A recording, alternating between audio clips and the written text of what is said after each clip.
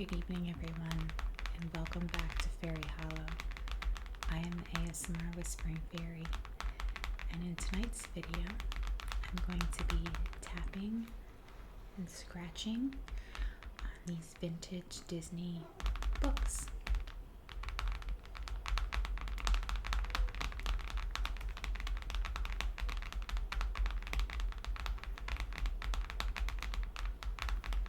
So I just got these in a bundle. I've got Beauty and the Beast, A Bug's Life, Pocahontas, Lady and the Tramp, The Rescuers Down Under, Aladdin, Donald Duck Buys a House, Robin Hood Spins Gold, Snow White and the Seven Dwarfs, and Pinocchio and His Puppet Show Adventure.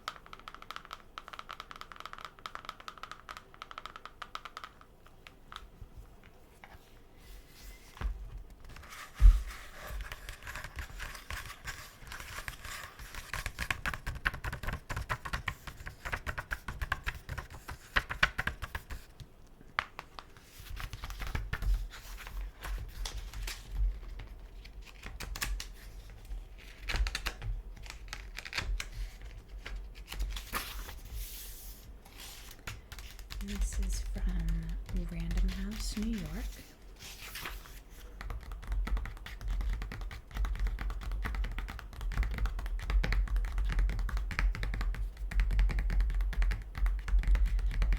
There was once a kind old man named Geppetto.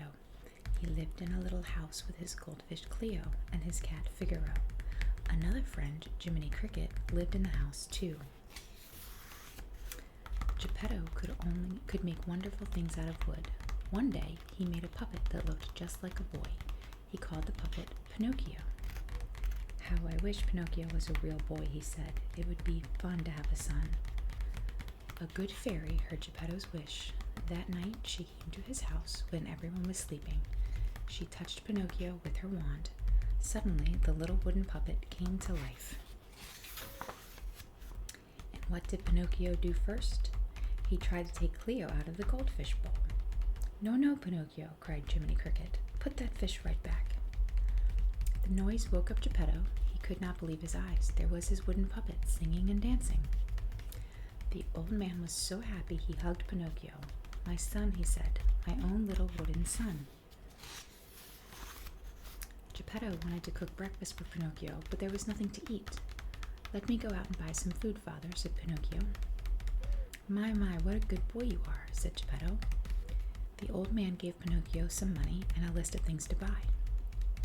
Jiminy Cricket was not so sure that Pinocchio was a good boy. I will just follow him and see, he said to himself. Pinocchio walked happily down the street. He smiled at everybody. Everybody smiled at him. It was fun to be out in the big world by himself. A boy named Lampwick was also out by himself. Lampwick was not a good boy. He told stories that were not true. He even stole things. When Lampwick saw Pinocchio, he said, "Aha, I bet I can trick that wooden head." "Hi, friend," said Lampwick. "What do you have there?" "Money," said Pinocchio. "I'm going to buy food." "Why not buy candy?" said Lampwick. "It tastes better." "No, no, Pinocchio, don't listen," called Jiminy Cricket. Pinocchio paid no attention. He followed Lampwick to the candy store. "Where did you get so much money?" asked the lady at the candy store. "My father gave it to me," said Pinocchio. "To buy candy?" asked the lady. "Yes, to buy candy." This was not true. Suddenly, Pinocchio's nose started to grow longer. He took his candy out of the store as fast as he could. "Let me hold the bag," said Lampwick. "It will be safer with me. I'm bigger." Pinocchio held out the bag of candy. To his surprise, Lampwick grabbed it and ran away. That was the end of the candy. "What happened?" asked Jiminy. "Where is all your father's money?" "I lost it," said Pinocchio. Right away his nose grew still longer. "You did not lose the money," said Jiminy. "You used it for candy." "Well, at least take what is left and buy a little food for Geppetto." As he walked toward home, Pinocchio held the bag of food in front of his face.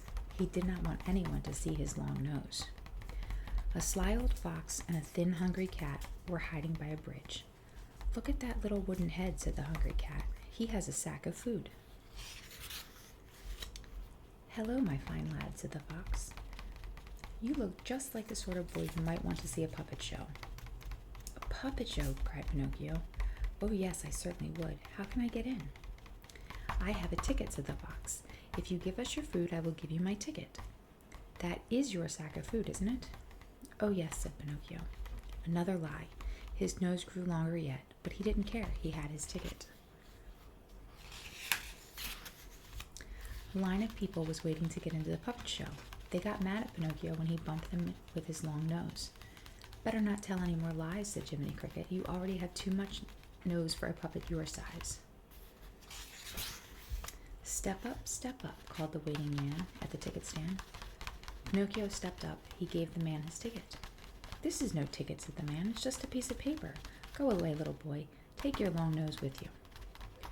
Poor Pinocchio. He had no money, no food, no ticket. He sat down on a box and began to cry. Just then a man peeked out of the tent. The man was Stromboli, the puppet master.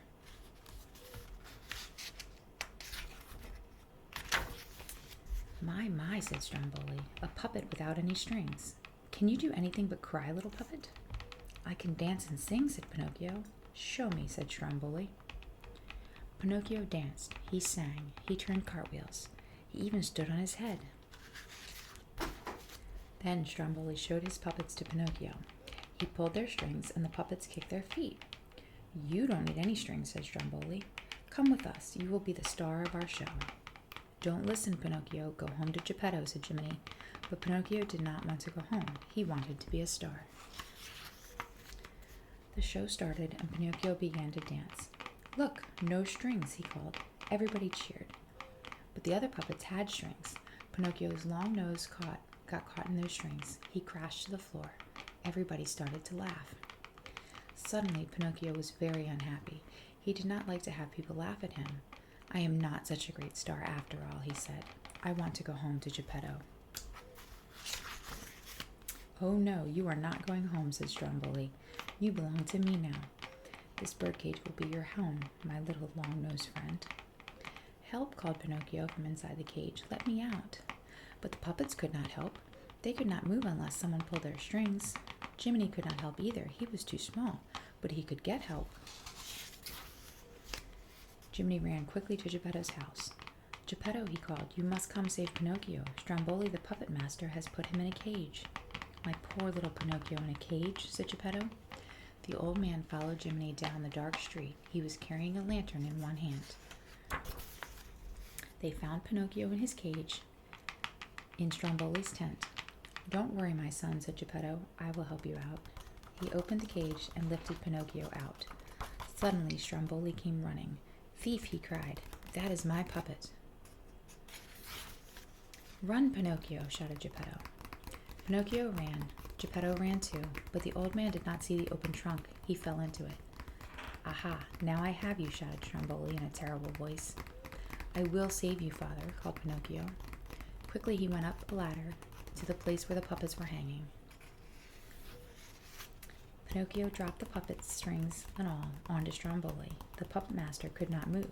Geppetto was safe. "My good, brave Pinocchio," said Geppetto, and he hugged his little son. Fast as they could, Geppetto, Pinocchio, and Jiminy ran off toward home. As soon as they were safe at home, Geppetto took a good look at Pinocchio. "What has happened to your nose?" he cried. "Tell him the truth now," said Jiminy. This time Pinocchio did tell the truth. He told Geppetto about everything, just as it has happened. While he talked, his nose got shorter and shorter.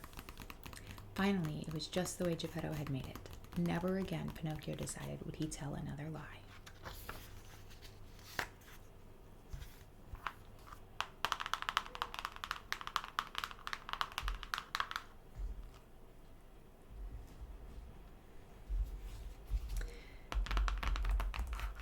This is Snow White and the Seven Dwarfs. And it is not the plastics that some of the other books are, but the more that cardboard. And as you can see, it's very old and has some chew marks on it.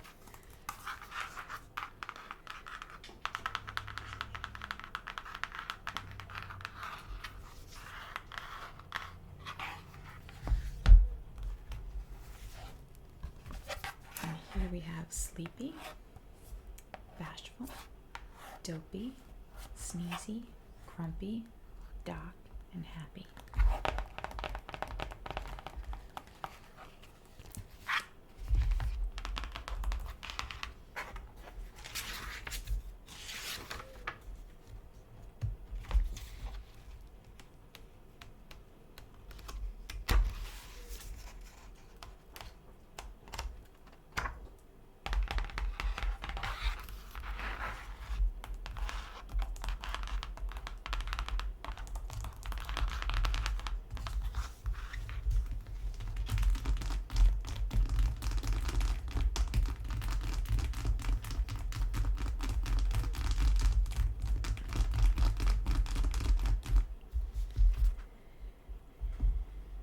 Next book is Robin Hood Spins Gold. And you have Robin Hood and Little John when they dressed up.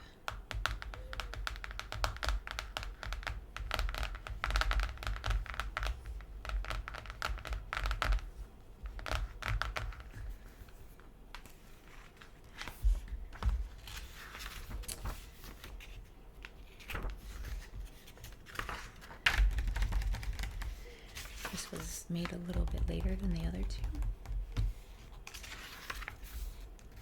And then, of course, you have King John and Sir Hiss on the cover as well.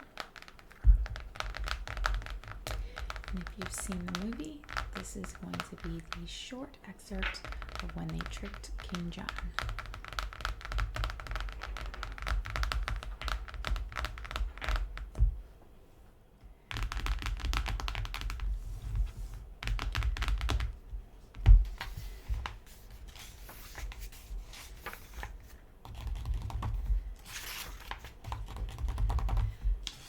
And you have the Sheriff of Nottingham. This is a mean old bear right here. And all of the villagers. And this is when they decided they were going to have to pay a tax of 100 gold pieces. And most of the people in the village were quite poor because no one had any gold. And then you have Friar Tuck with Robin Hood and Little John figuring out how they're going to do this.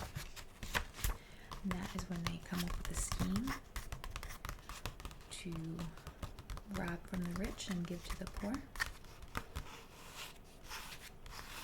And they had to put on disguises.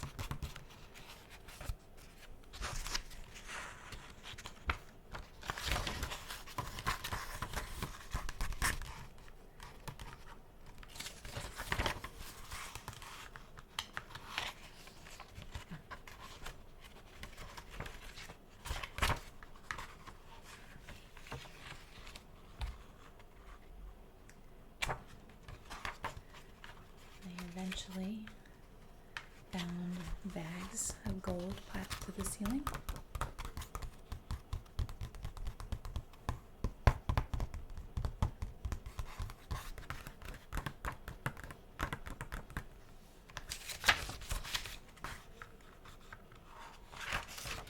And instead of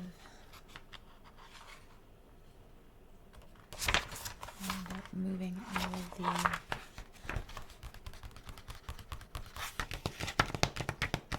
gold into straw,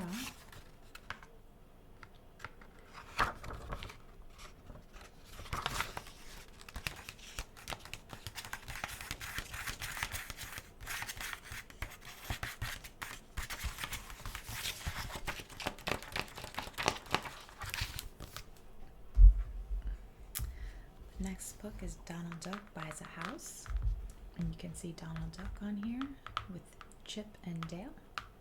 Chip and Dale.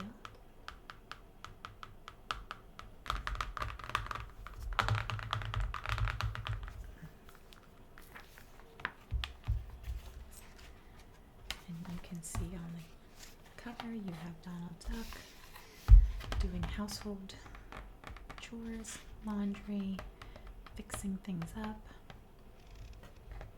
picking up the yard,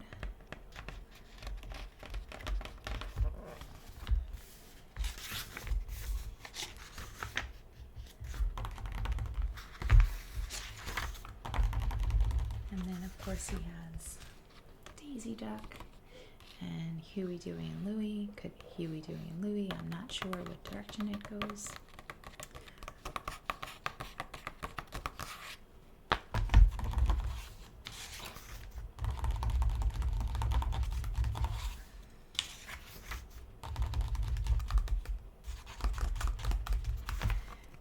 They bought a house and didn't think anyone was living in it, and they discovered that actually Chip and Dale were living in the house.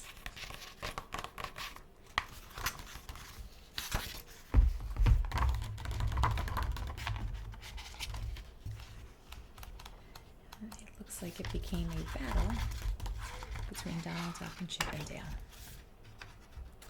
And then they ended up building, Chip and Dale, their own little house.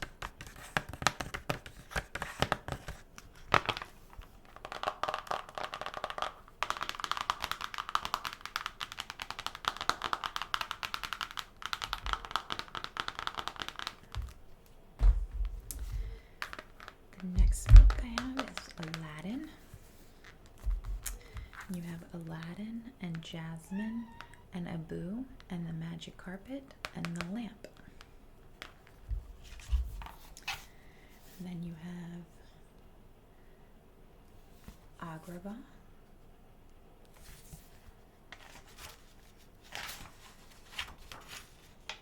And this book was made much later, back when Aladdin came out in the movie theaters in the 90s. You have Jafar and Iago in the desert, and they are trying to find the scarab. And then you have Jasmine and Raja.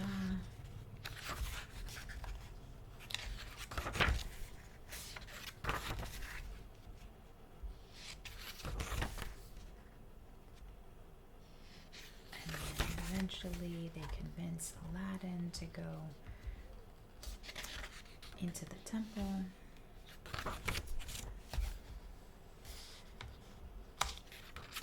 and grab the ruby.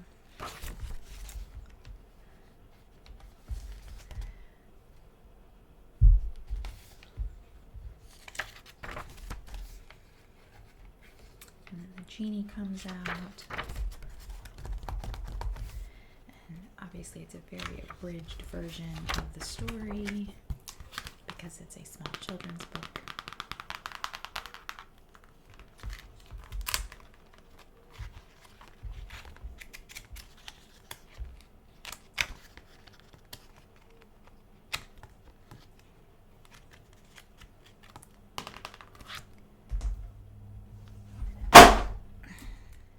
The next book is The Rescuers Down Under, which is the sequel to the original Rescuers movie. This one takes place in Australia. is you can see Bianca and Bernard.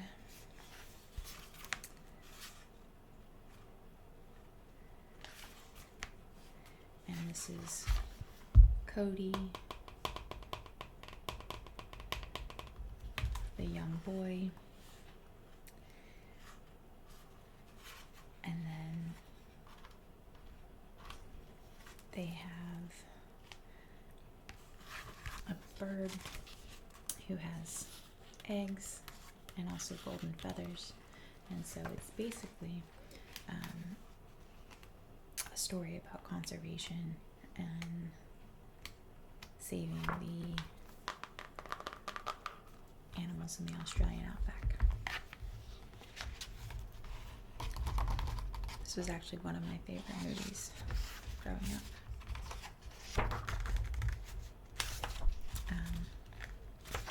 It's about saving a lot of the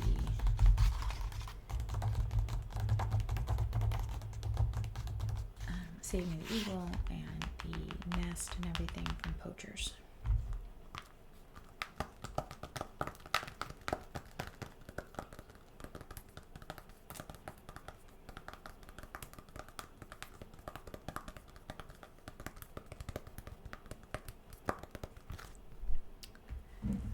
The next book is Lady and the Tramp, which is a classic Lady Tramp. And this is the Bella Notte scene with the spaghetti and the meatballs. And he rolls the meatball over to her, or she rolls it over to him, I don't remember. And then the Siamese cat.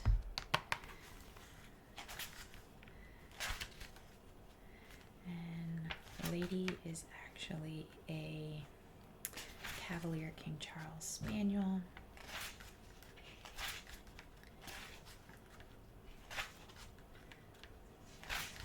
And this would be the whole story of Lady and the Tramp.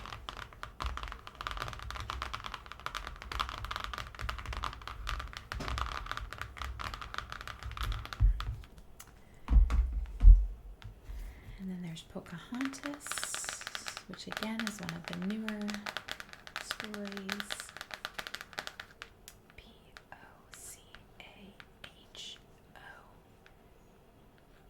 Pocahontas. Pocahontas.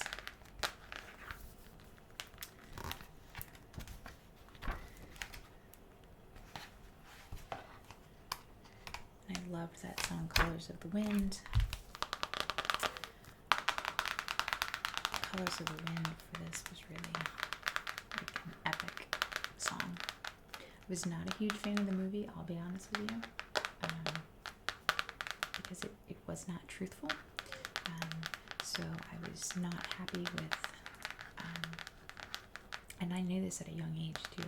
I really did not like that it was not truthful to how the story went, and how it kind of made, at the end, it kind of wrapped everything up like, oh, everybody got along and it was fine, and you know, the Native Americans and the settlers were totally fine after this, and that was not reality, and it really rubbed me the wrong way. The music was great, don't get me wrong, the music was great, but I think Disney did not do well with that story. A Bug's Life.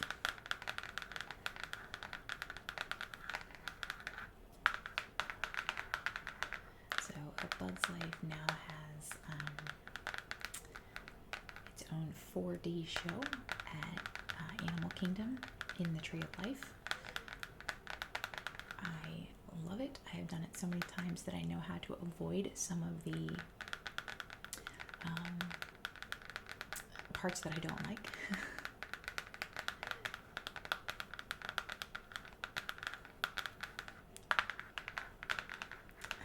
We are going to Disney tomorrow, so I'm filming in advance so that I can post while I'm there, because we will be there for 5 days. trying to get 3 videos out in those 5 days. And the last book is Beauty and the Beast with Belle and Beast and Mrs. Potts and Chip and Cogsworth and Lumiere. This was also one of the movies in the Disney Renaissance. So those would be the movies in the 90s, or the late 80s and early 90s. So Aladdin, Beauty and the Beast, Lion King, all around that time period.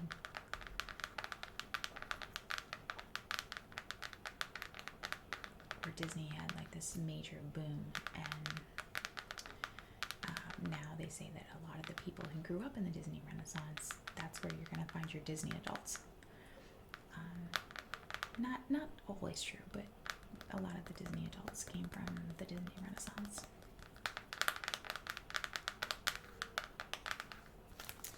So that is all of the books. I have 1, 2, 3, 4, 5, 6, 7, 8, 9, 10.